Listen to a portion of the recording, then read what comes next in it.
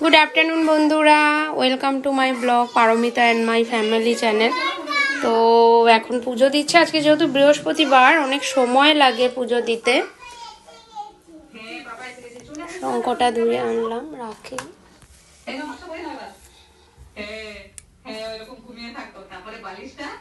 এই যে আমার ঠাকুর ঘর। আজকে মা লক্ষ্মীর পুজো, বড় মা আছে, সবাই দেখো বড় মাকে।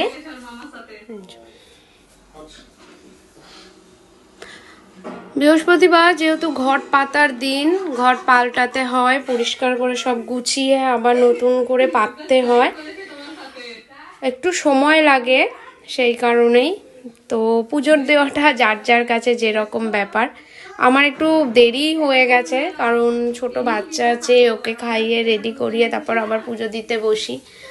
কোনো দিন সকাল সকালও সেরে নেওয়ার চেষ্টা করি।